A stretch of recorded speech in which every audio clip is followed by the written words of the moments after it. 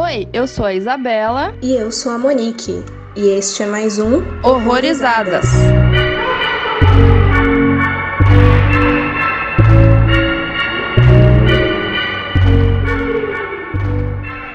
Sejam bem-vindos a mais um episódio aqui no Horrorizadas, e hoje a gente vai falar de um filme que veio a público agora em 2022, embora ele já tivesse estreado nos festivais aí no ano passado, chamado You Are Not My Mother, que é uma produção irlandesa dirigida e roteirizada pela Kate Dolan. E para conversar aqui com a gente hoje, tá uma pessoa que fazia muito tempo que eu queria chamar, e eu estou muito feliz. Seja muito bem-vinda, Rafaela. Oi, tudo bom? Muito obrigada pelo convite. Eu tô super feliz também de estar aqui. Tô me sentindo super honrada de participar do Horrorizadas. Ah, que bom que deu certo, né? Então, né, gente, eu vou falar um pouco, assim, do que é o filme. A sinopse é a seguinte: em um conjunto habitacional no norte de Dublin, a mãe de Char desaparece. Quando ela retorna, Char fica determinada a descobrir a verdade de seu desaparecimento e desenterrar os segredos sombrios da sua família. E para dar um contextozinho aí da produção, a diretora ela comenta que sempre enxergou o folclore como uma extensão da visão de mundo dela. Então foi muito natural que ela focasse nesse aspecto pro primeiro longa dela. Eu acho que ela já tinha feito alguns curtas e ela trouxe muito da experiência dela, principalmente da infância, porque ela é filha de mãe solo e passou grande parte da infância dela na casa da avó, que contava muito das histórias e superstições das antigas gerações, que nem a gente vê no filme. E inclusive a locação, basicamente a cidade, foi um local onde a diretora cresceu, então ela já conhecia muito bem, e quando ela estava fazendo o roteiro do filme, ela já tinha muito fixo na cabeça dela onde é que iam ser as coisas, estava tudo bem ambientado. E meio que um fun fact aí é que o filme foi gravado durante a pandemia, ainda na época de isolamento. A gente vê algumas filmagens na rua e ela comenta que basicamente tudo que aparece mesmo nas ruas foi inserido por eles ali intencionalmente, já que eles estavam bastante com esse controle. E foi um lado da pandemia que eu não tinha parado muito pra pensar, assim, como deve ter sido fácil gravar filme na rua, porque não tinha ninguém. Eu nunca parei pra pensar nisso também, mas realmente. E, assim, um pouco da minha experiência com esse filme, tipo, eu já tava ciente dele há um tempo, por ele ser dirigido por uma mulher, ele já tava meio que no meu radar, tava esperando pra sair, mas eu tava meio que com, não preconceito, mas é porque tem Mother no título.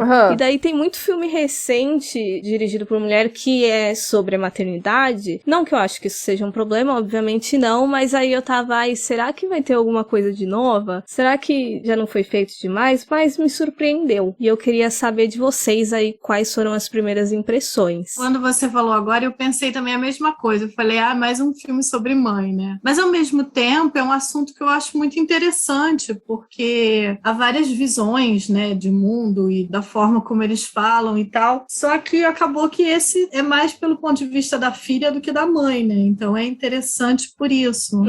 Eu gostei. Tem toda a questão de serem 3 gerações de mulheres na mesma família, né? Eu gostei disso também. Mas é isso. Eu tive a mesma visão que você. Que mais um filme de mãe, entendeu? De terror de mãe.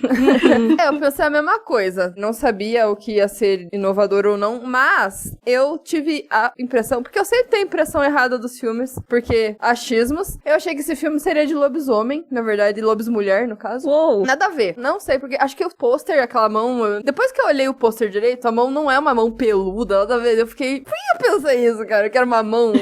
Eu vi que era uma mão monstruosa. Aí na minha cabeça eu achei que ia ser filme de lobisomem. A mãe ia ser o lobisomem, não sei porquê.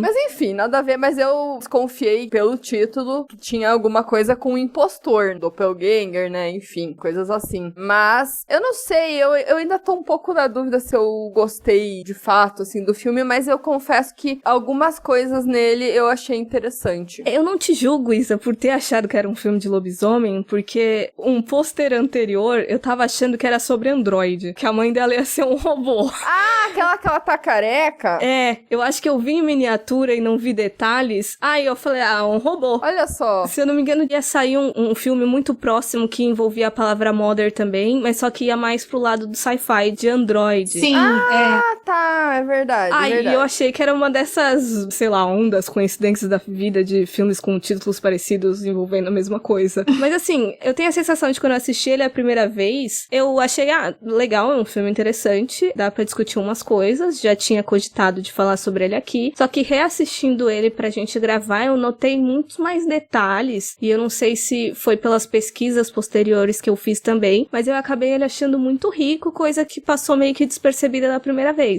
Então, esse talvez seja um dos casos em que o filme cresceu na revisão pra mim. Eu gostei do contexto que você deu, ele deu uma enriquecida também, porque eu não sabia. Mas quando é algo muito pessoal, eu acho legal. Sim. Quando o diretor coloca coisas bem pessoais, eu acho interessante. Eu pensei isso também. Eu curto muito, muito, muito, muito lendas celtas, lendas, principalmente dessa região. Então, quando você me convidou pra fazer o podcast e eu fui ver o filme, eu fiquei muito feliz. Eu falei, adoro. Filme irlandês de terror, tem tudo pra eu curtir, assim. Eu queria que tivesse se aprofundado um pouco mais em algumas partes, assim, algumas questões da lenda mesmo, do que eles tratam, do folclore mesmo que o filme trata, né? Eu acho interessante você ter falado isso, porque teve coisa que eu só percebi porque fui fazer pesquisa, que ia passar despercebido. Eu acho que isso não é necessariamente ruim se você procurar, por exemplo, a proposta da diretora, porque assim, lembra lá naquele filme O Canal? É um filme irlandês também, só que o diretor lá buscou sair da bolha ali, né, e tentar fazer algo universal, digamos assim, pra meio que todo mundo entender e não colocar características específicas, alguma coisa assim. E nesse é bem o contrário, né? Eu acho que é muito mais regional, aquela coisa de você entender, mesmo se você sabe um pouco mais da cultura, né? Como não sou essa pessoa. Mas eu achei, assim, que ao mesmo tempo ele tem algumas coisas universais, assim, a questão da avó ser mais... Crente? Pode ser crente, mas não era crente a palavra que eu queria usar. Da avó acreditar naquelas crendices, da avó usar ervas e algumas coisas assim, eu achei muito próximo da nossa realidade, assim, da nossa cultura, entendeu? Sim. Dá pra identificar. Que isso é uma coisa que quase todos os folclores são voltados, né, pra essa coisa do usar ervas pra espantar maus espíritos, usar algumas rezas, algumas coisas pra purificar a casa e tal. Sim. Então eu acho que isso é mais universal nesse sentido, mas algumas outras coisas a gente se perde um pouquinho, sim. É verdade. Eu gosto quase que ele não se prenda muito às explicações, pelo motivo de que a diretora até fala que ela acha o cinema irlandês muito novo, num sentido de que agora que eles estão abraçando mais a cultura nas produções, porque inicialmente tinha muita influência colonial e também tinha muita influência religiosa. Então, se pegasse essas crenças que desviassem da questão católica, esses filmes não iam pra frente pura e simplesmente. E daí, ultimamente, conhecendo coisas de outros países, principalmente da Irlanda, eu acabei vendo muito filme envolvendo umas temáticas similares. Então, quando eu soube que ele também envolvia isso, ele também me deu uma baixa de, mais um filme irlandês sobre isso aí, sabe? E daí, por ele não ser muito palestrinha demais, eu até fico, em partes, mais feliz, mas eu entendo que isso já é um contexto meu das coisas que eu assisti antes, mas de qualquer forma eu acho que ele funciona bem, mesmo sem você não saber de tudo, sabe? Sim, e eu achei legal exatamente isso que você falou. Ele não vai pro lado da religião católica. É uma parada que acontece ali naquele contexto, aquela família, mas é porque é uma coisa ruim, não é porque, é crendice, então vai contra a religião católica, é pagã, então vai contra a religião católica. Não tem isso. O filme não tem essa leitura e não tem esse preconceito. E isso eu curti. É verdade. Ele te leva pra viagem do filme, você entra na viagem do filme e aceita. E eu gosto quando o filme faz isso com a gente, sabe? É tipo assim, eu não vou combater o mal rezando para Jesus. Coisas que geralmente a gente vê muito, né? E eu acho que também não tem esse julgamento ali, por exemplo, das crenças da avó, sabe? Socialmente falando. É mais por outras questões mais psicológicas, digamos, né? Isso eu fiquei um pouco pensativa. Os motivos ali da família ser excluída, né? Mas depois a gente fala sobre isso. Aviso: este podcast contém spoilers. Recomendamos que você assista ao filme antes de ouvi-lo. Gente, antes de eu adentrar demais em assuntos específicos, eu quero saber de vocês quais foram as emoções ali das primeiras cenas, porque o filme ele começa meio chocante, né? A mulher botando fogo no bebê, meio pesado. Eu falei, lá vem a Monique com essas coisas.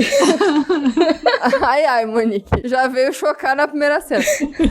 Eu fiquei, gente, será que ela queimou aquela criança, pelo amor de Deus? Que é isso? Foi chocante. É engraçado, eu não sei se é porque eu curto muito esse estilo, assim, de falar de crendices e lendas. E aí, quando eu vi aquela coisa, assim, da criança, eu falei, cara, tem alguma coisa errada com essa criança, essa mulher tá querendo tirar alguma coisa dessa criança. Eu já pensei aí, entendeu? Uhum. Aí eu falei assim, mas ela vai botar fogo na criança? Eu fiquei meio chocada. Olha, eu não pensei que aquela criança tinha coisa ruim. Eu já penso assim, filme de terror, bebê demoníaco, né?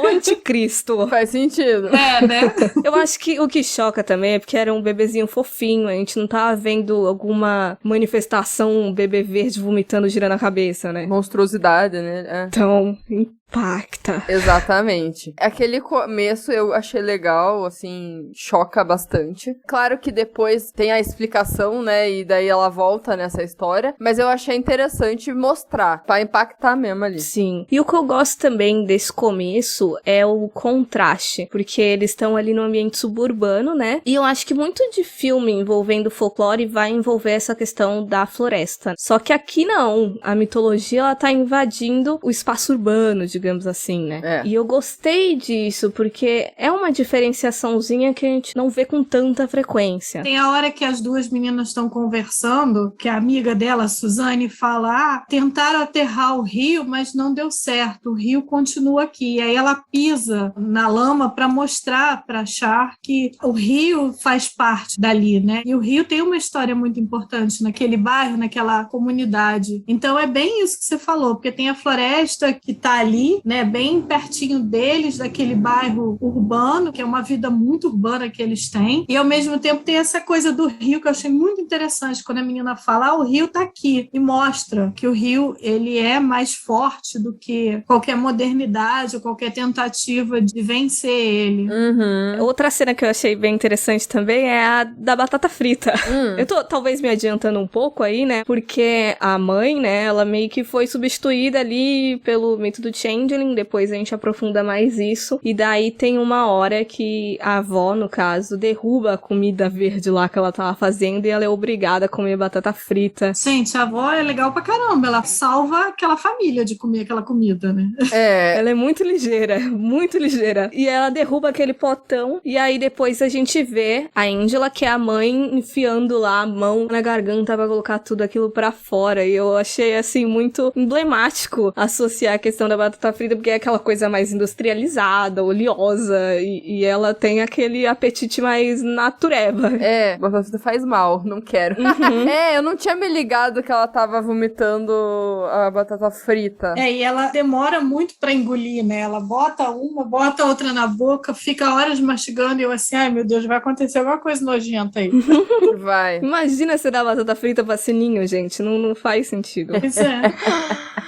E outra coisa contrastante, além dessa questão do espaço rural e urbano, é que, como eu falei que eu tava assistindo muito filmes sobre o mito do Changeling, normalmente é a criança, né, que é levada, é o bebezinho. E aí, nesse caso, é a mãe. Eu até achei que fosse uma baita subversão, só que aí eu fui pesquisar e, aparentemente, dentro de algumas variações, é relativamente comum até que sejam ou recém-noivas ou então recém-mães. E aí, buscando, assim, possíveis origens do mito, tem um folclorista que ele acredita que surgiu ali no período pré-industrial da Europa com essa maternidade fora da idealização. Então, quando tinha alguma criança que ela estava demandando demais da família, isso às vezes estava relacionado com, sei lá, algum apetite que não julgavam normal. Se a gente for levar num contexto socioeconômico de famílias pobres e tudo mais, ou então se fosse crianças que tinham alguma deficiência, ou então tinham alguma neurodivergência,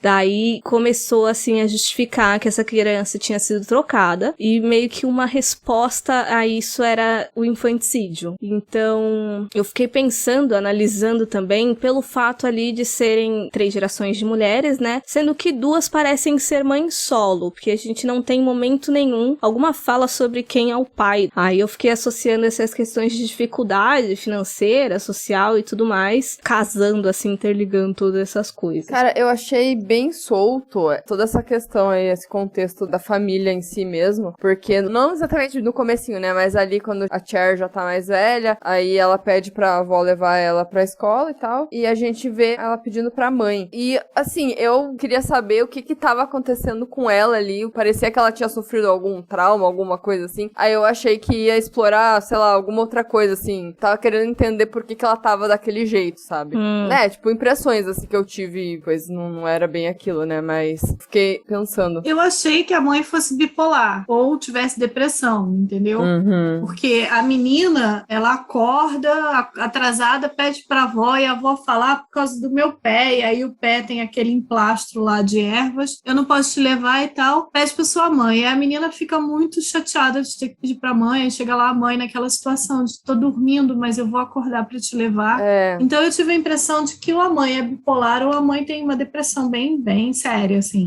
Aí nisso me lembrou muito o Babadook, a questão também da mãe solo, que tem depressão com o filho e tal, né? Sim. Eu ali já fiz uma ponte direta com o Babadook. Não, porque assim, o que eu entendi foi que depois que ela some no carro, ela volta e não é ela, né? Não é desde o começo, né? Sim, não. Por isso que eu fiquei pensando, por que ela tava daquele jeito? Mas faz sentido a depressão, né? Não é uma coisa que é explorada, assim, mas... Não. Mas eu achei que, apesar dele ser bem sutil e quase não falar, eu achei que ele trabalha bem em cima da menina também. Porque a menina também, ela tem questões ali de saúde mental bem sérias, né? Sim. Ela não tem nenhum amigo, ela é totalmente isolada na escola, ela finge pra professora que ela tem amigos. Tem aquelas meninas que fazem bullying com ela muito forte, é um bullying muito, muito bizarro, né? E eu fiquei pensando se essa questão, não do changeling, mas de ter tipo uma maldição, vamos dizer assim, não é em cima de toda a comunidade, não só essa família, mas cada um tem o seu estilo de maldição, sabe? Assim, eu fiquei pensando por causa das interações dela com a Suzane, com a outra menina que também vem pra cima dela, e parece que é uma comunidade assim triste, umas pessoas tristes que têm uma vida difícil, sabe? Então eu fiquei pensando, será que de repente não é toda uma comunidade que é amaldiçoada e cada um com a sua maldição, e a maldição dela é essa, né, do changeling, e da Suzane tem a questão da mãe, né, que morreu, e a outra menina também, aquela menina que fala que vai acender a fogueira, eu tive uma impressão de que ela tem alguma coisa ruim ali nela, né, porque eu acho que até mesmo para fazer bullying tudo tem um limite, e a garota parece que ela não chega no limite, ela estava disposta a botar fogo na fogueira e botar fogo na Char. Gratuitamente, assim. Total gratuito. Mas aí você percebe que as outras pessoas que estavam na brincadeira com ela ficam assim, não faz isso. Pelo menos essa é uma leitura que eu tive, sabe? Que é uma maldição que vai além da família, uma maldição que tá ali naquela comunidade toda e cada um fechado dentro da família com os seus segredos. A Suzane com o pai, a questão da mãe, porque ela fala, meu pai também toma remédio, meu pai também tem momentos que ele não levanta da cama. Eu fiquei pensando isso, sabe? Por isso que eu tô falando, que me remeteu ao Babadook na hora, assim, deles usarem a questão dos demônios e maldição e coisas ruins pra falar sobre saúde mental, entendeu? Tem a questão também do tio, né, da Char. Qual que era aquele negócio que ele... Líthium? Isso, que também eu achei um pouco solto, mas colocando essa leitura, né, que a Rafaela falou, faz sentido também. Mas foi a mulher que dopou ele. Foi a irmã dele que dopa ele, não é? Ela bota no chá e dá o chá pra ele. Que a gente teve a cena prévia, né, da Char indo buscar o lítio, aí depois a gente vê ela destacando todos os remédios, amassando tudo e deu chá pra ele. É verdade. E aí a última cena já é ele tendo uma overdose, né? Por mais que possa ter ali uma espécie de maldição ali em cada família, a delas ali foi a que mais meio que acendeu ali, chamou atenção, né, pelo fato lá da história do bebê, né, do começo. Então tem muito a ver como as pessoas tratam todas as pessoas da família ali, né, a Char, o bullying, e a avó também, né, todo mundo fica meio... O pai da Suzane fala, não quero que você ande com ela e tal, né, enfim. Sim. Não, eu acho interessante você ter levantado isso, porque a gente tem um indício de que outras mulheres desapareceram ali, né? A gente teve a mãe da Suzane, como você falou, que desapareceu no Rio, e tem também um frame específico de quando a Cher tá indo, se encaminhando, e ela percebe o carro abandonado que a mãe dela desapareceu. A gente tem um pôster colado na parede de uma mulher desaparecida, que também foi na época do Halloween. É verdade. No caso, no contexto irlandês, é mais aquele Samhain, né? Se eu não me engano, não sei pronunciar, obviamente. Também não sei. Acho que é Samhain. Mas é esse período em que eles acreditam que o fio entre os dois mundos tá mais fino, né? Tá mais próximo de acontecer coisa ruim. Sim. E daí, parece realmente que tem alguma coisa generalizada ali tomando conta daquela região, mas pra mim essa leitura foi muito mais pro psicológico, conversando com esse fenômeno que a gente vem presenciando há muito tempo, de saúde mental mesmo, pessoas com ansiedade, depressão, por todo esse sistema absurdo que a gente vive, né? O que é justificável. Aqui no Brasil não tem um período também que isso acontece? Só que é obviamente outro nome. Eu já li sobre isso. Ai, eu não sei agora em que época que é, mas que tem essa proximidade também. Algum folclore brasileiro e agora não lembro. Normalmente é sempre na mudança do... É no solstício, né? Que é quando entra o inverno, que é a noite mais longa do ano lá, que é exatamente essa época. É interessante que eu sempre falo disso, são 3 datas muito próximas. É o dia de Todos os Santos, o Halloween, o dia de Finados, porque o Halloween é exatamente isso, né? É a véspera do dia de Todos os Santos. Eu acho que do dia 31 pro dia 2 tem muita coisa acontecendo. E aí é o que você falou, dizem que essa linha, né, entre o nosso mundo e o mundo espiritual tá mais tênue, né? Então é uma época que as energias estão se renovando, não sei. E aí tem várias religiões e várias outras culturas que acreditam de alguma forma nessa mesma época, sabe? É interessante isso, apesar daqui não ser o inverno, é o verão, né, que vai entrar, mas é mais ou menos a mesma coisa, assim. Inclusive, se eu não me engano, o Halloween, ele tem origem nesse Samhain mesmo, nesse folclore irlandês, né? E aí uma das coisas que eu falei que ressignificou, que enriqueceu o filme pra mim, porque vocês lembram daquele cavalo preto? Aparentemente isso também é uma entidade irlandesa.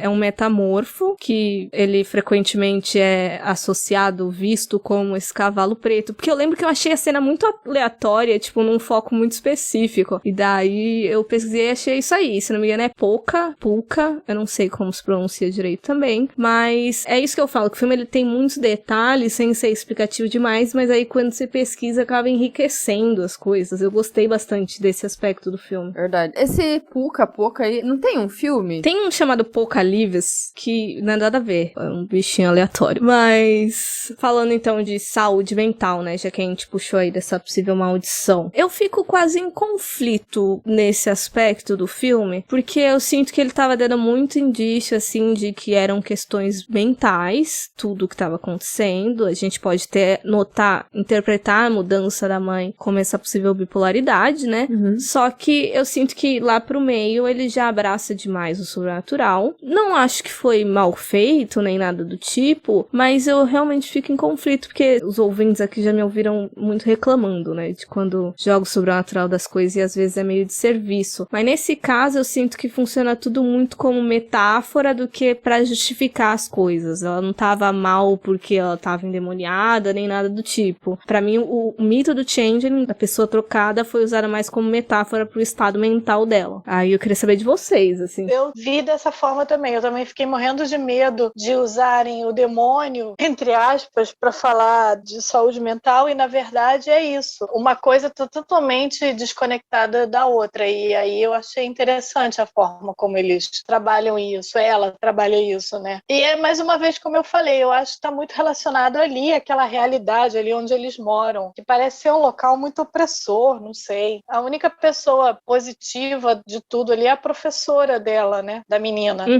Eu gosto da metáfora. Eu não acho que é algo mega inovador, né? Mas eu acho que é interessante. Acho que ficou bom. Foi bom não ter usado como justificativa mesmo, né? Porque é complicado. É porque às vezes eu sinto que os roteiristas podem entrar meio que numa armadilha quando você pega e justifica as questões mentais com o sobrenatural, porque fica uma coisa meio danosa. Tipo, a gente já sabe que em muitos lugares tem esses discursos de, tipo, se você está mal psicologicamente falando, é por alguma influência maligna e tudo mais, e pode tomar medidas extremas, não só antigamente, né, quando a gente tinha os casos de saúde sendo, entre muitas aspas, curado com um exorcismo, ou até mais recentes, antes tem toda essa estigmatização. Então eu sempre fico preocupada, mas nesse caso, eu acho que eu entro mais em conflito por causa dos outros filmes de, será que eu só tô passando um pano nesse aqui? Uhum. Ou se realmente foi bem feito, mas parece que foi bem feito mesmo. E até justifica ali o começo, né, a gente vê a mãe, antes dela sumir, né, ela já tinha ali, como a gente tava conversando, né, uma possível depressão, alguma coisa assim, então, né, já ajuda a gente ver que não foi colocado isso, né, dessa forma errada. E é interessante porque dá a entender que a questão da mãe é um problema para a família toda, né, é uma coisa que afeta a avó, afeta a filha e afeta até o irmão, né. E eu fiquei pensando também nesse trauma geracional, porque por mais que a Cher, que é a adolescente ali, e a avó, que é a Rita, elas não demonstrem estar tão afetada psicologicamente, mas a gente tem aqueles indícios também, que a gente vê, por exemplo, a Cher arranhando todo o estofado do carro, né, aquela liberação de ansiedade, e depois quando a gente tem a detetive lá fazendo as perguntas, quando a Angela some, que aí a avó também aparece fazendo a mesma coisa na poltrona, então parece que tem muita coisa ali que tá sendo, não necessariamente mantida em segredo, mas que não tá sendo tratada, e aí o que acontece? Isso vai passando de geração pra geração, obviamente, se ninguém tenta resolver ou então trabalhar mais os problemas internalizados, né? E parece que a situação ali das duas, né, mãe e filha, é algo que já tava desgastado, né, assim, eu não digo que tava acostumada com as atitudes da mãe, mas ela estranhou quando a mãe ficou boa, assim, do nada, né? Uhum. Claro, ela não pensou ali, não é a minha mãe. Naquele momento ela não pensou assim. Ela ficou feliz ali por um segundo, né? Porque a mãe estava fazendo janta, né, e tal. Mas foi algo que ela não estava acostumada a ver. Sim, a reação dela de choque quase é engraçada. Ela não estava conseguindo nem se soltar ali, né? Demorou um pouco, assim. Ela é bem travada, assim, né? Parece que ela não tem esse lado de se divertir ali, né? E quando ela tem um pouco disso é com aquela amiga dela depois, né? Uhum. Que parece que ela sai um pouco da realidade dela, do dia a dia, ali, daquela coisa melancólica, monótona e triste ali da casa. E eu achei interessante porque eu fiquei pensando se essa coisa do Changeling não era uma coisa da família e se a avó também não passou por isso, porque a avó tem aquela coisa da perna, que ela não consegue andar, que ela bota aquelas ervas no pé pra melhorar e tal. Aí eu não sei se é uma viagem minha, porque às vezes eu vejo os filmes e eu viajo, e aí no fim, quando a mãe, a Angela, tá indo atrás da Char, tem uma hora que ela começa a mancar igual a avó. Aí eu falei, será que a avó também não tá nisso? Será que não é uma coisa de gerações, entendeu? Que passa de mulher pra mulher na família?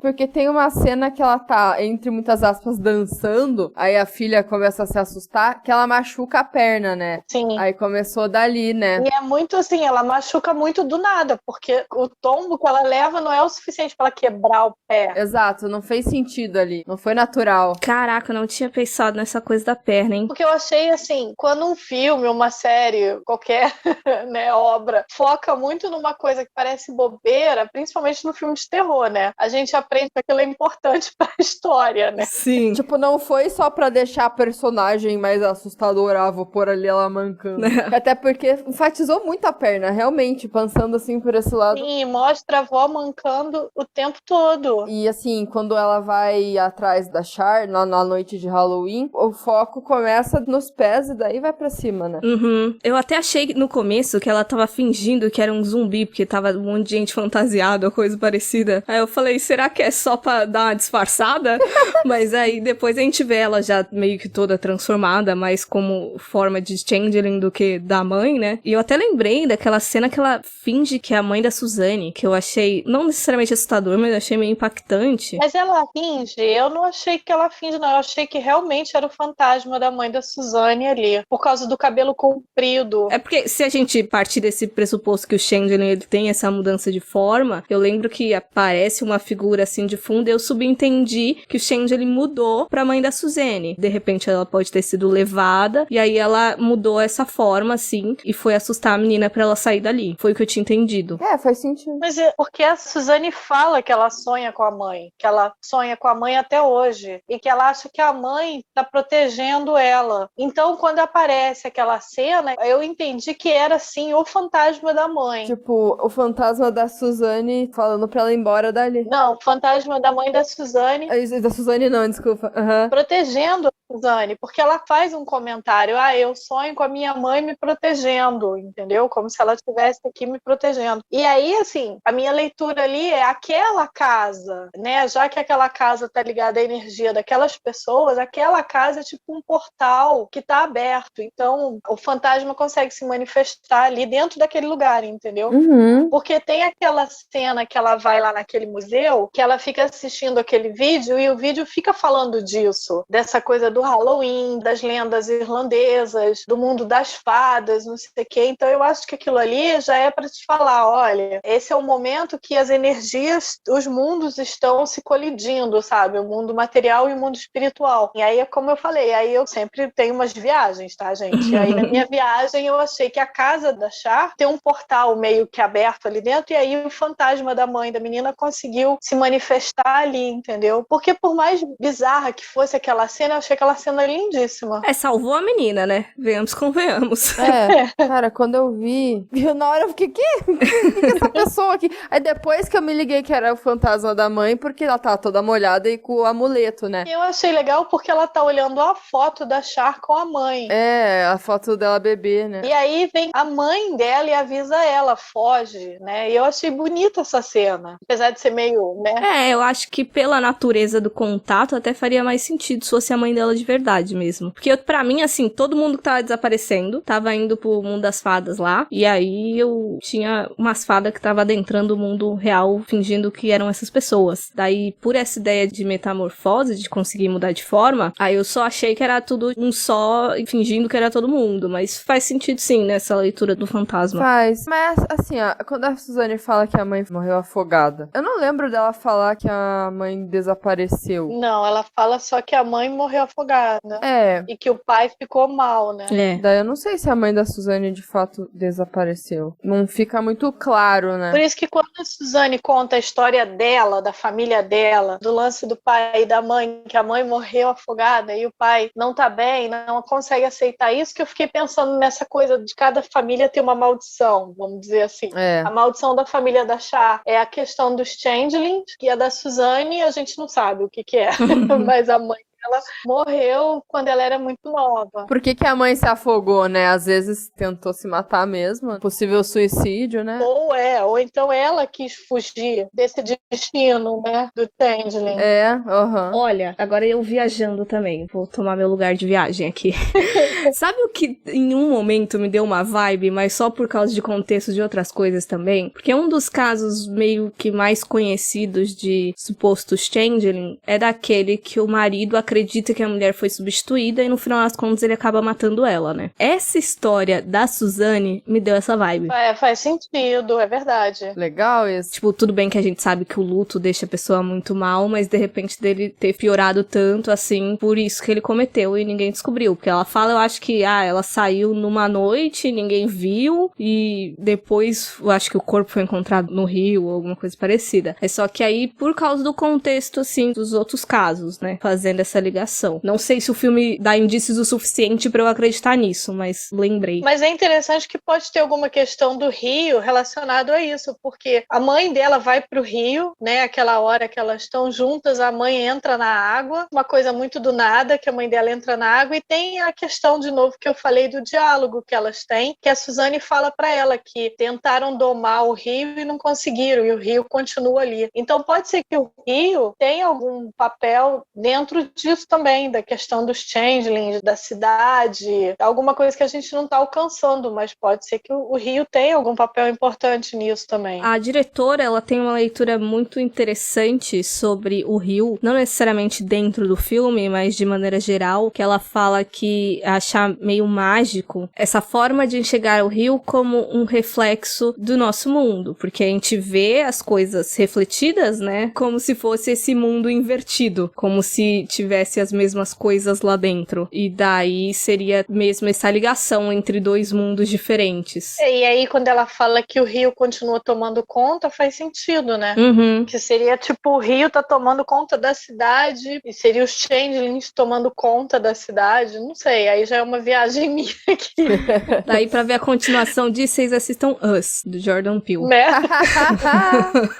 Tem uma série na Netflix, mas aí já é islandesa, não é irlandesa, que é o Katla, que fala de changelings também, mas aí é uma viagem, muito viagem. Ela é uma pessoa que vira outra, né? Mas é isso, eles usam esse termo, eles usam o termo changeling. Entendi. Tava na minha watchlist, mas talvez seja um impulso aí, porque eu nem sabia do que era, eu só adicionei porque... É muito louca essa série, mas eu curto coisas islandesas esquisitas, então. Uhum. Mas é sobre changelings também, mas aí tem uma outra origem, uma outra parada, é uma viagem, muito viagem.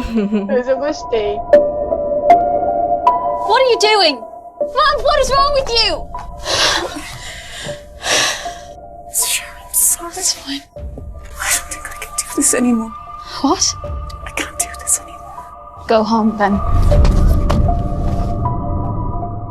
Mas, indo então pro drama familiar, assim, uma coisa que eu acho muito cruel desse filme é porque ele meio que se desenvolve meio com um coming of age também. Mas diferente dos mais comuns, onde a gente vai ver, sei lá, o adolescente saindo do ensino médio, descobrindo o que ele quer fazer da vida dele, ou então descobrindo sexualidade, eu acho que ele mexe com um tema muito importante, que é nessa percepção da imperfeição dos nossos pais. Porque eu acho que a gente tem figuras muito idealizadas quando a gente é criança, os problemas familiares, eles são meio que escondidos da gente. Normalmente, quando a gente tem alguma noção muito jovem, é porque as coisas estão muito pesadas mesmo, né? Uhum. Só que, normalmente, é nesse crescimento que as coisas vão sendo reveladas. E eu sempre fico muito impactada quando eu vejo isso no filme. Assim, quando a gente vê, por exemplo, o filho tendo que cuidar dos próprios pais, ainda numa idade muito baixa, onde ele ainda deveria estar se descobrindo como pessoa, sabe? E a gente tem essa troca de função. Então, assim, eu acho muito impactante todo esse núcleo do filme, toda essa temática e de como ele é exposto. É, o peso ali parece que fica mais na avó, né? Porque, assim, eu entendo que ela escondeu, né, tudo isso. Eu fico, às vezes, me perguntando por que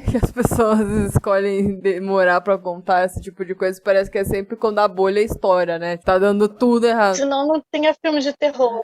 Senão não tinha. Não, é isso, né? Não faz sentido mesmo. E eu fico também um pouco incomodada, assim, mas é porque é mais uma questão minha mesmo, não é porque é alguma coisa do filme. Mas isso tudo que acontece com a própria Char me incomoda, porque ela é uma garota que não aprendeu a se impor. Ela é excelente na escola, né? Ela sempre tira notas boas, às vezes pelo menos ela tem esse lado, mas ela realmente, ela é reclusa, ela não tem esse lado social, né? Uhum. Então, quando as garotas fazem bullying com ela, eu sempre fico pistola com essas cenas, porque, tipo, é muito gratuito sempre, sabe? Sim.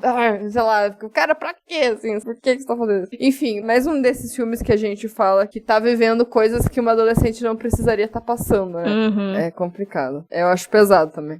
Eu também fiquei pensando isso, assim, a questão da Char, tipo, porra, ela já passa por tudo na casa dela, ainda tem que passar também fora, sabe? Uhum. Mas aí tem essa coisa da sua família, a família esquisita do bairro, né? Também tem isso. E eu até tive uma outra leitura, porque eu lembro que na primeira vez que eu assisti, eu fiquei, isso que tá rolando entre a Char e a Suzanne é amizade ou é um possível interesse amoroso? Eu lembro que tinha me dado umas vibes. Daí eu fui reler umas entrevistas da diretora e ela fala que muito dessa coisa do bullying, não que ela tenha passado por casos bem extremos, que nem o do filme, mas ela fala de, sendo uma criança queer, eu estive em contatos com algumas coisas, assim, de ter medo de determinadas pessoas e tudo mais. Aí eu fiquei, será que foi um subtexto ali da sexualidade? Porque eu lembro de uma cena específica quando elas estão se aproximando mais. Foi uma cena muito boba, que eu posso estar tomando segundas interpretações, sendo que não foi, mas que elas estão conversando, aí a Char, tipo, solta o cabelo, assim. E aí, depois, quando a Suzanne vai falar com as outras meninas também, uma delas faz aquele ato de colocar um V, assim, e ficar com a língua, insinuando que elas estavam tendo um caso, que elas eram lésbicas e tudo mais. Eu fiquei, será que só foi uma coisa que foi bem sutil inserida? Será que realmente era isso ou eu que tô inventando coisa? Eu fiquei pensando se a Suzane não era mesmo. E daí a outra ficou zoando, ela tá com a menina, entre aspas, louca da cidade, assim. Eu também tive a leitura que vocês duas estão falando. Eu vi isso tudo que vocês estão falando e eu vi dessa forma. Eu também achei. Eu achei que a Suzane tinha um interesse na Char, então ela atacava a Char exatamente porque ela tinha medo do que ela estava sentindo. Isso é muito normal. Isso, quer dizer, normal não é, né? Comum. Mas a gente vê muito em filmes, não só de terror, mas drama também, né? Série e tal. E aí, em relação a Char, eu fiquei na dúvida, porque ela é tão isolada que eu fiquei pensando, será que ela não ficou feliz que ela finalmente tem uma amiga? E uma pessoa que realmente gosta dela? Mas aí teve essa cena do cabelo que eu fiquei, tá, mas pra que ela soltou o cabelo, né? Sim. Então, será que é recíproco? E aí eu até queria que fosse menos sutil, porque eu acho que ia ser mais interessante. Mas aí também não sei se aí ia ser coisa demais num filme que já tá falando de tantas questões. A questão da filha, que tem uma mãe complicada e foi criada pela avó, e aí depois ela sofre bullying na escola, e aí ela se descobre lésbica. Eu falei, gente, aí eu acho que é questão demais pra um filme só, entendeu? Não que seja um problema, mas aí tem que saber trabalhar isso, né? Aí eu achei que começou a ficar tudo muito jogado, sabe? Assim. Você falando ali da criada pela avó, não sei porquê, mas me veio também aquela informação que a avó fala que a mãe era muito nova quando ela nasceu. Aí me veio gravidez na adolescência também, e essa questão do lugar que elas moravam, não aceitar muito bem também. Então, eu não sei se foi uma coisa que eu só subentendi pelo contexto da diretora, porque a gente sabe que ela trouxe muita coisa da vida dela, da infância dela pro filme, né? Uhum. Será que isso foi algum subtextozinho, algum indício que ela quis trazer também? Só que ao mesmo tempo eu fico pensando que a Cher, eu fico com a sensação que é desses personagens que saem da infância e é forçado a pular direto da vida adulta. Então tem algumas coisas que eu imagino que ela nem deve ter tido tempo, condições o suficiente pra explorar. Então essa sexualidade realmente fica muito turva de, será que ela ainda tá explorando? Será que ela já sabe? Ela tá experienciando as coisas pela primeira vez? Mas se focassem muito também já seria muita coisa pra essa menina passar. E não mostra ela fazendo nada no filme que não seja ir pra escola ou ir pra casa. Sei lá, vamos supor, eu não tive nenhuma oportunidade de explorar minha sexualidade e saber alguma coisa. Não, ela não mostra ela brincando de nada, assim. Às vezes a pessoa ainda tá naquela fase, estou brincando de Barbie, sei lá, whatever, qualquer coisa. Uhum. Não mostra ela sendo um lado infantil dela, porque ela nunca teve, e também não mostra o lado adolescente dela, acaba só mostrando um pouco ali, entre aspas, rebeldia, quando elas vão lá fumar maconha não sei onde, lá no mato, né? Que fica bem aleatório. Parece que é a primeira coisa que ela faz por ela, assim. Exato. Mas eu achei interessante a coisa dela com o colégio, porque tem aquela cena que ela vê a mãe vomitando, que é uma cena forte, né? Que você já vê que tem alguma coisa errada ali. Ela se tranca no quarto, ela dorme, mas no momento seguinte ela já tá de uniforme pra ir pra escola. Então eu fiquei pensando assim, mesmo que a escola seja um lugar hostil pra ela por causa do bullying que ela sofre, ela gosta da escola, porque ela passa boa parte do filme de uniforme. Sim. E eu acho que não é nem pra mostrar que ela é uma adolescente, eu acho que é pra mostrar que a escola tem um papel importante na vida dela, e ela é uma das melhores alunas da turma, né? Uhum. Então eu acho que isso é interessante como o filme mostra isso, que a vida dela tá uma merda, mas ela bota o uniforme pra ir pra escola, entendeu? Eu acho que é menos pior do que ficar em casa. E assim, você falando isso me dá a entender, assim, de que como o lugar é uma merda, todo aquele ambiente que ela mora é uma merda, ela deve pensar, cara, eu vou estudar pra sair daqui, tá ligado? Sim, exatamente. É a forma que ela tem pra sair dali. Eu vou estudar pra vazar, pra meter o pé. E parece que ela tem uma ligação boa com a professora também, não só pela forma que a professora trata ela, mas, por exemplo, a gente tem uma cena que ela só tá ajudando a professora a levar as coisas pra sala, sabe? Parece que é uma ligação um pouquinho mais forte do que as outras alunas têm. Sim, é verdade. Ela é a última a sair, né? Daí rola aquela conversa. Daí tem aquela cena que é bem breve, assim, que ela dá um desenho pra professora e é uma silhueta, assim, pegando fogo, né? Que ela fala que ela sonhou com aquilo e tal. Eu achei engraçado essa cena porque eu pensei assim, ela pega um desenho de uma pessoa pegando fogo, entrega pra professora, a professora olha e fala assim, que interessante. Pois é. Aí você fica, cara, bizarro, não é interessante. Mas aí se você olha pra parede atrás dela, nenhum desenho é tranquilo. É tudo meio bizarro. Então você fala, tá, essas crianças desse lugar aí, isso não ajuda. Tem alguma coisa errada aí? Sim, o lugar tá tudo cagado mesmo. A professora achou super normal. Aquele é o normal deles, é a vida deles. Né? É isso. É uma terça-feira comum. Uma outra coisa que eu achei interessante também é que, apesar do bullying que ela sofre na sala, parece que aquilo não incomoda ela. Da menina que cola o chiclete no trabalho dela, que ela tirou a nota mais alta, né? Parece que aquilo não... Ela guarda, fala, tá...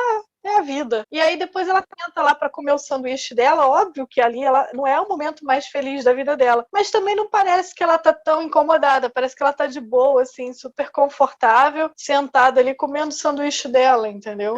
Eu acho que ela não liga muito mesmo. É interessante isso, você pensa assim, a vida dela dentro de casa é tão ruim que ela não liga, tipo, colégio ser sozinha, entendeu? Sim. E às vezes também, talvez fosse um ambiente em que ela pudesse ser ela de boa, que ela não tivesse que ficar preocupada com a família, nem nada do tipo, porque eu até tava pensando, quando a gente deu uma pausa aqui, de como, quando a gente tem um ambiente predominado pelo mesmo gênero, a questão de privacidade não existe. Eu lembro das diferenças entre minha mãe e meu pai, tipo, meu pai nunca abriria a porta absurdamente do meu quarto, minha mãe sim. Eu acho que justamente por essa questão de gênero oposto, tem uma trava maior do meu pai abrir a porta no meio do nada, comigo adolescente já, sabe? Sim. E daí eu fico imaginando aquela casa, que era só 3 mulheres, o único homem da família já tinha ido embora, não tava morando ali no caso, né, que era o tio. E eu não sei o quanto ela tinha liberdade pra qualquer coisa ali. Sim, nossa, verdade. Eu cresci no mesmo contexto que ela, eu, minha mãe e minha tia, sempre. Uhum. Nunca tive privacidade. Tô falando sério, eu tenho que trancar a porta do meu quarto pra trocar de roupa. Eu também não tive. Porque minha mãe, ela não tem nenhum pudor em meter a mão na porta e entrar. E é uma coisa que não adianta, a gente já conversou, já falei, bate na porta. Cara, a minha mãe, ela é que nem gato, ela não gosta de porta fechada. Mãe atende essas coisas, né? Essa porta fechada pra quê? Ou então, o que tu tá escondendo que eu não posso ver? Eu te vi pelada, que diferença faz? Pois é. É isso, cara. Minha mãe fazia muito isso. Mãe só muda de endereço. Mas eu gosto também, já falei aqui algumas vezes, que eu amo filme que vá tratar de 3 gerações de mulheres. Ainda mais partindo daquela simbologia pagã, que eu já falei muito também, da Maiden Mother Crone, que essas 3 gerações diferentes e as questões que normalmente são ligadas a cada uma delas, né? E a diretora, ela fala que enxerga isso como versões de uma mesma mulher. No caso, trocando espaços, o fato delas compartilharem realmente DNA, questões biológicas, né? Então, eu fiquei analisando também de como os papéis se intercalam, não de mudança de função, mas se a gente for pegar conceitos dualizados de bom e mal, a avó, ela começa botando fogo num bebê, aí já pode dar essa coisa de que ela é uma pessoa ruim, mas só que aí depois a gente vê ela protegendo a neta, e aí a gente vê a mãe sendo vitimizada inicialmente, depois ela é a própria vilã ali dentro daquele roteiro, e eu gosto de como essas coisas vão se mesclando e mudando, e nada é preto e branco sempre. É verdade. Tipo, a relação delas, assim, eu até fiquei um pouco incomodada, não no sentido ruim, mas é estranho ver as 3 juntas, né? É o oposto da família Margarina, né? Do café da manhã. E eu confesso que eu achei um pouco estranho quando a avó morre. Eu não sei, eu fiquei pensando se foi intencional, mas a reação da Char, eu não sei, eu achei estranha a reação dela. Eu também achei. Eu achei que ela aceita muito fácil. Muito fácil, sei lá. E no roteiro a morte é ignorada, né? A gente não tem essa morte sendo trabalhada. Tipo, ela foi culpada pela morte da avó, porque a avó pediu pra ela não abrir, avisou, fez um monte de coisa, e ela preferiu, né, entre aspas, salvar a mãe. Achou que a mãe tava amarrada. Mas eu acho que é uma questão que ela não tava acreditando. Ela achou que a avó tava surtando ali, né? Não tá acreditando, né? É isso. Só que daí depois ela viu que não era aquilo, a mãe trancou ela lá e tal, e aconteceu, né, aquilo lá. Mas eu achei realmente estranha a reação dela. Não achei natural. Eu achei assim, eu achei que o filme trabalhou mal essa morte de uma pessoa tão importante. Uhum. Mas aí eu fiquei pensando assim, será que ela não tava em choque e com medo? Então, eu não julgo muito a ação dela na hora, porque ela tá meio desesperada pra sair dali, porque eu acho que é quando a ficha cai de não é minha mãe. Exatamente. Ela fica nesse fogo pra ir embora, mas realmente o que me incomoda mais é que não tem retorno nenhum. A gente tem um final família Margarina. Pois é, e aí todo mundo, então vamos nos mudar desta casa. Tá, mas e a avó, coitada? Não teve nenhum enterro, né? Cadê o momento de luto, né? A avó que se sacrificou pra poder salvar essa família e vocês estarem tendo essa vida feliz agora? Também achei engraçado engraçado, porque quando mãe de Char retorna, a policial tá falando ali, não, a gente vai ter que contactar a assistência social, porque ela passou por muita coisa, aí a mãe retorna e tá tudo feliz. Todos os problemas foram resolvidos. Eu achei que esse final do filme, ele é problemático, tipo, isso não importa, o que importa é a questão da mãe com a filha. Então fecha o filme de outra forma, sabe? Não coloca a policial, bota só a mãe voltando e acabou. Uhum. E aí cada um que se quiser, entendeu? Eu não gosto muito do filme que começa a tentar se explicar e aí a explicação fica meio capenga, né? Não consegue explicar, e tanto é que ela ainda fala, a policial fala, não foi encontrado nenhum corpo no coisa lá da fogueira, né? Aí você fica, eita porra. Aí de repente a mãe volta toda chamuscada e você fala, então, aqui. Ela tava lá sim. Não, eu achei legal a mãe voltar renovada e sendo a mãe amorosa, não sei o quê. Faz sentido com todo o contexto, né? Eu curti muito, porque é um momento que eu acho que a Char merecia essa felicidade, sabe? Uhum. Mas o desenrolar disso é meio engraçado, assim. Porque aí, de repente, tem o tio também tá lindo e fofo de volta, toda uma família feliz, foda-se que a avó morreu, e vamos nos mudar dessa casa aqui para outro lugar. E aí a Char fala assim, mas não tem muita coisa que eu quero levar. Eu falei, cara, quem é essa família? Quem são essas pessoas? Não tem nada. Cara, rebutaram, deu um reset ali na cabeça deles. A maldição foi embora e foi o cérebro junto. Não, deu reset mesmo, que a mãe também já volta sem problema nenhum, porque ela tinha problemas no começo do filme e aí sumiu. Assim, eu acho legal a ideia do que a Char precisou enfrentar pra trazer a mãe de volta. Ela teve que queimar a própria mãe. Mesmo que ela viu que não era a mãe, teve um momento que, né, a aparência voltou a ser a da mãe. Uhum. Então você fica, meu caralho, eu vou ter que botar fogo nessa pessoa aqui que tá na minha frente, que tem a cara da minha mãe, e por um momento, óbvio que você vai ter uma fraqueza e vai pensar, cara, eu não vou botar fogo, porque a minha mãe tá aqui, entendeu? Sim. Isso eu achei legal, enfrentar isso, e provavelmente ela não lembra direito, mas por ela ter sonhado com fogo e desenhado, é um trauma que ela tem, né? Claro. Então ela teve que ficar lá no fogo, ficar lá dentro, né, e botar fogo na mãe dela, né? Isso realmente é bem assustador. Não, e eu achei engraçado assim, porque eu acho que não precisava aquela fala da policial. Eu acho que podia acabar com a mãe voltando e elas duas se abraçando. E pra mim o filme acabava ali e tava bom. Exato. Eu já falei algumas vezes até, envolver a polícia em filme é muito fácil de dar errado, de ficar alguma coisa, alguma ponta. Porque normalmente um filme de terror, principalmente um filme de terror sobrenatural, é uma parada tão surreal que aí, se você quer que o público se desloque da realidade pra aceitar o seu filme, pra entrar na viagem do seu filme, então desloca totalmente a realidade. Aí quando de repente traz a polícia, aí te traz pra realidade. E a gente sabe que envolvendo a polícia não vai olhar pra velha sentada na poltrona morta e achar que tá normal, entendeu? Sim, até porque ela tinha sangue na boca ali, né? Ah, não, isso daqui, ó, pelo jeito que ela tá, pela posição aqui, foi um changeling. A polícia não vai falar isso. No mínimo, tem toda uma questão, uma burocracia super complicada quando alguém morre dentro de casa. Parece que é bem complicado, assim. Ainda mais quando é violento, né? Aí tem só aquela policial ali naquele lugar. Também. Não precisava. Eu acho que a policial é desnecessária. E, assim, se quisessem mostrar, vamos nos mudar daqui, pra ficar claro, né, que eles se libertaram ali daquele lugar, colocava ali uma consideraçãozinha na avó, né, alguma coisa assim, que represente que elas estavam em luto, né, e não teve. Elas indo embora, entrando no caminhão de mudança depois do enterro. E de repente aquelas pessoas felizes naquela casa, todo mundo feliz. Falei, cara, não, a avó morreu, a avó era a pessoa mais legal do filme. Uhum, mais sensata, mais ligeira. E agora? Matou a mulher sem dó nem piedade e deixou a gente aqui. Deixou a gente caçar a cara. E sabe uma coisa que me incomodou um pouquinho no filme?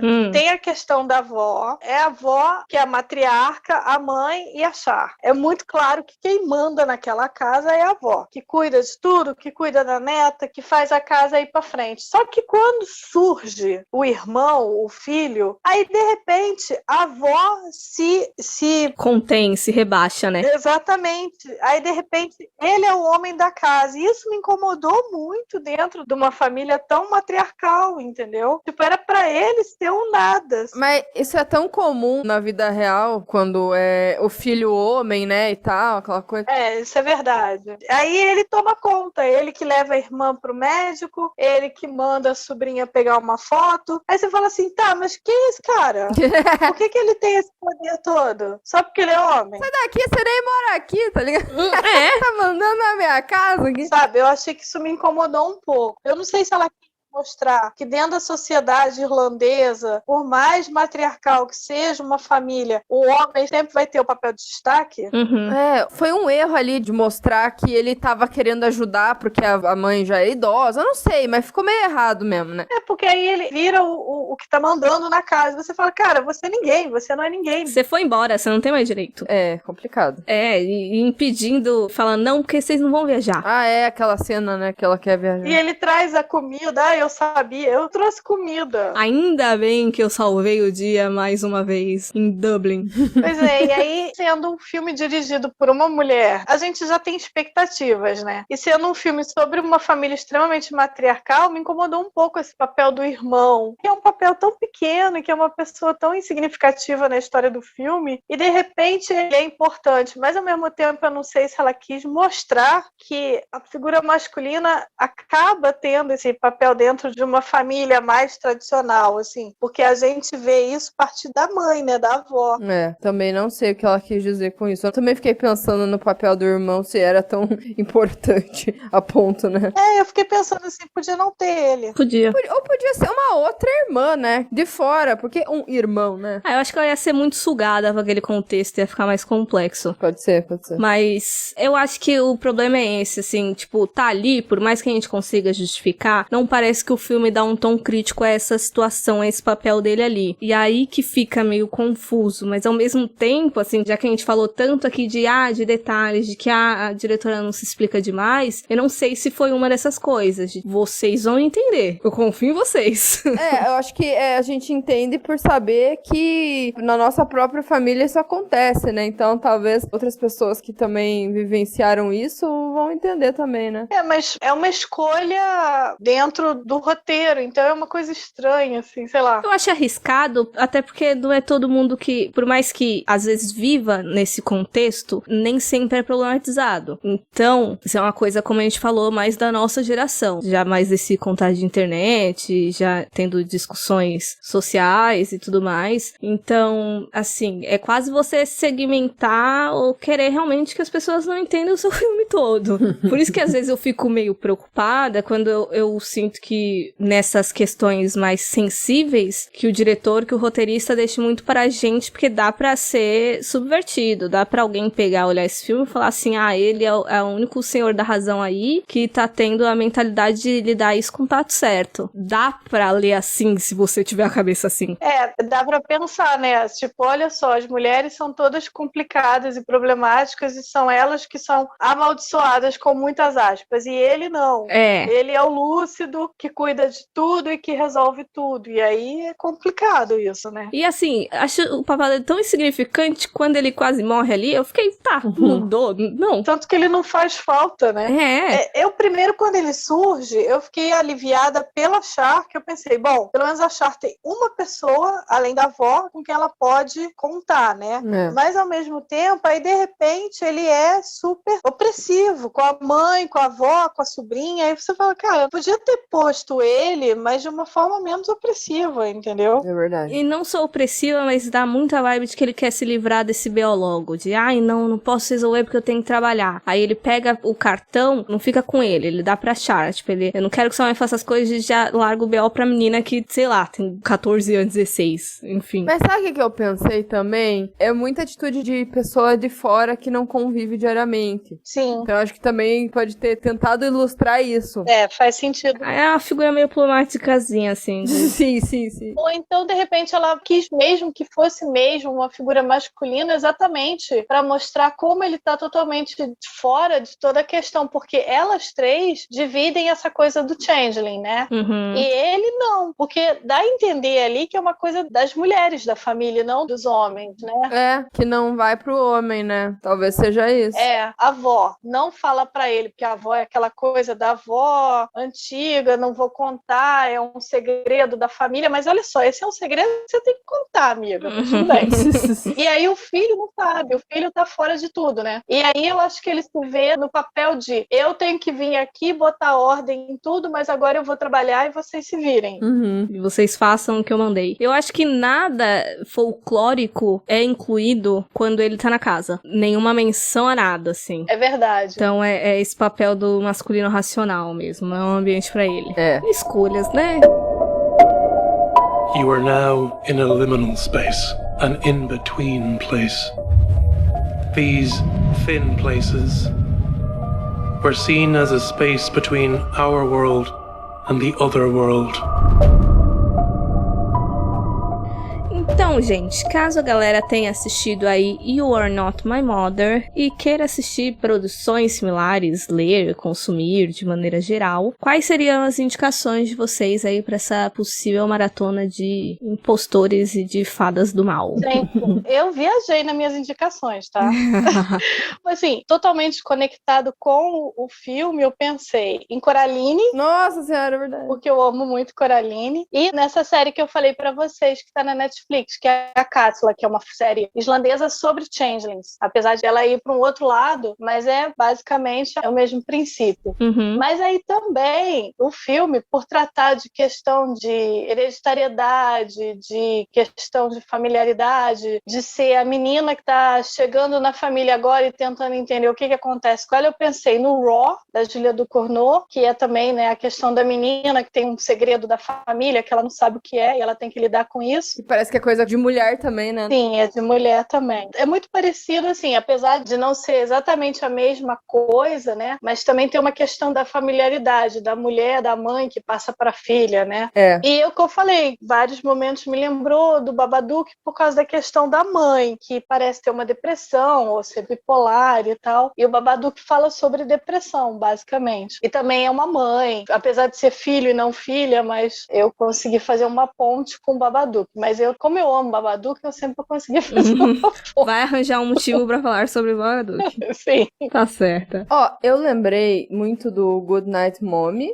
mas assim, eu não sei se eu colocaria como uma indicação, por eu acho que todo mundo já viu, né? Mas eu lembrei dele, do Good Night Mommy, daquela dúvida, né? É ou não é? Mas a minha indicação vai ser de um curta mesmo, chamado The Closet, que é de um canal no YouTube que não posta mais vídeos. O canal se chama, é o nome do diretor mesmo, que é Drew Daywalt. Ele era um cara aí que fazia um monte de curta no YouTube e simplesmente parou de fazer. E assim, eu assistia muitos os curtas dele, mas era na época assim 2010, 2011. E daí tem um que ficou muito na minha cabeça, que é esse curta The Closet, que é sobre duas irmãs que vão fazer uma surpresa pro aniversário da mãe. Só que assim, a surpresa é que elas iam entrar no quarto da mãe e esperar a mãe chegar e dar um susto, sei qualquer coisa assim. Só que daí, quando elas vão fazer isso, a mãe não vê que elas entraram no quarto e aí elas descobrem que a mãe não é muito bem o que elas imaginavam que era. Então, enfim, é bem curtinho mesmo, mas assim, eu gosto pra caramba, porque bem aquela coisa de, meu Deus, você é minha mãe, socorro, sai daqui. Daí parece que elas falam assim, mas você sabe que a nossa mãe não gosta de que a gente venha aqui no quarto. Uma coisa assim, daí dá a entender, tipo, que realmente ela esconde alguma coisa. Mas é bem legal, assim, é bem curtinho mesmo, mas dá aquela impactada. Eu lembrei de um negócio de quando eu tava pesquisando sobre os The Changeling, de que uma chance de você descobrir o que eles são é ficar observando quando eles acham que estão sozinhos, que aí eles vão fazer umas coisas esquisitas, vão tocar uns instrumentos, vão dançar. Dança também é uma recorrente nas variações, e a gente tem um nesse filme também, mas vou ver se escuta aí. Eu tenho duas indicações também. O primeiro é o Schlaf, ou então Sleep, no inglês, né? Que é um filme de 2020 alemão, que ele vai tratar aí de uma mãe e de uma filha sendo meio que vitimizadas por uma entidade folclórica, digamos assim. Porque a Mona, no caso, ela é uma adolescente e a mãe dela sofre com muitos pesadelos que ela é crente que são reais. E daí a filha vai tentar descobrir quais são as origens dessas coisas, porque os pesadelos da mãe meio que vão dando pistas do que aconteceu, e isso leva a Mona até um hotel meio vazio, meio esquisito, numa comunidade estranha pra cacete também. E tem texto sobre esse filme lá no nosso blog, caso você queira saber mais. E o outro filme é mais partindo pelo mito do Changeling. Eu não encontro outras semelhanças temáticas, além do mito em si, mas é uma produção irlandesa também, chamada The Hollow, ou A Maldição da Floresta, de 2015, e fala de uma família inglesa que eles vão para uma parte isolada da Irlanda, porque o pai da família eles vai estudar a floresta para alguma coisa, nem lembro qual era a profissão dele de fato, só que daí eles começam a ser perturbados nessa casa nova, e eles estão com um bebê novinho ali, e vai acontecer umas paradas sinistras. E quem deu a dica desse filme, foi a verdade, que eu acho que eu não conhecia, ou eu escolhi ignorar, foi os meninos do Treina do Medo lá no nosso episódio do especial de Halloween. Então recomendo que vocês ouçam ele também. Sim, eu fiquei pensando nesse nome, cara. Eu lembro que alguém falou desse filme em algum lugar.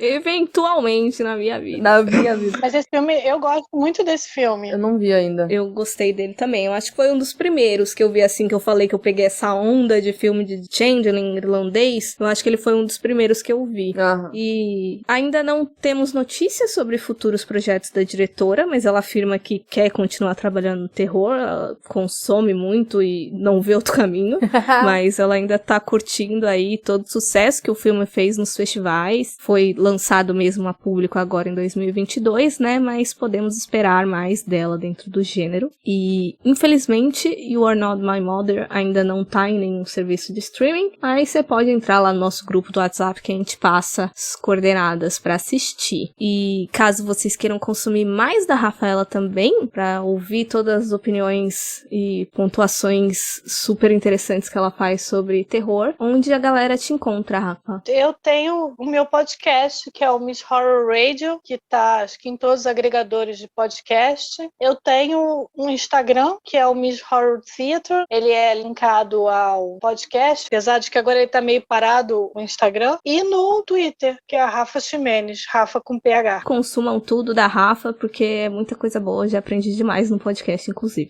Obrigada. E, né, não esqueçam também, se você ainda não segue, de seguir as nossas redes. A gente tá mais ativa aí no Horrorizadas Podcast, no Instagram. E também tem nosso Twitter, que é o Horrorizadas PC. E você também pode encontrar a gente no horrorizadas.com, que também os episódios todos estão lá, além de textos, listas, resenhas, enfim, várias coisas que a gente não fala no podcast vai estar lá. E alguns textos em primeira mão, às vezes, né, quando rola uma cabinezinha.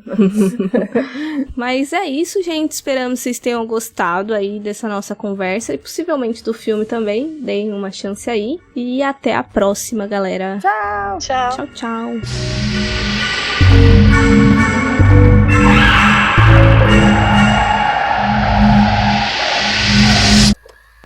Eu torço muito pro momento em que eu ficar idosa e eu poder fazer as coisas sem filtro, sem ninguém me julgar. é esse o meu objetivo de vida. Do nada chegar, puxar assunto com alguém no parque, assim, né? É. Se é idoso, não dá nada, tá ligado? Agora chega alguém da nossa idade pra falar com a gente, assim, eita, só... Se eu xingar alguém na rua, o que vai acontecer? Eu vou levar um pau. Sim. Se um velho sai xingando, reclamando um monte de gente na rua, o que acontece? Nada. Nada acontece. Eu quero poder xingar as pessoas na rua. Nossa, sim. Ai, sim, meu sonho. Por isso que eu não entendo aquele filme do De Repente 30, sabe? Quem quer ter 30 anos, ter um monte de trabalho? Eu queria ser o De Repente 60, sabe? Acordar aposentada. Nossa, cadê o filme? Faz esse roteiro aí, Monique. Olha lá. A ideia é boa. Mas é isso mesmo. Sim. É uma continuação, De Repente 60. Aí o subtítulo, aposentado. Eu adorei. Mas, meninas, vocês estão prontas, então, pra gente ir pras indicações? Tem mais alguma coisa pra falar? Quer concluir alguma coisa? Não, eu até já acho que eu já falei demais e viajei demais. Se o filme não explica tudo pra gente, a gente pode viajar sim. A gente explica, né? A gente inventa.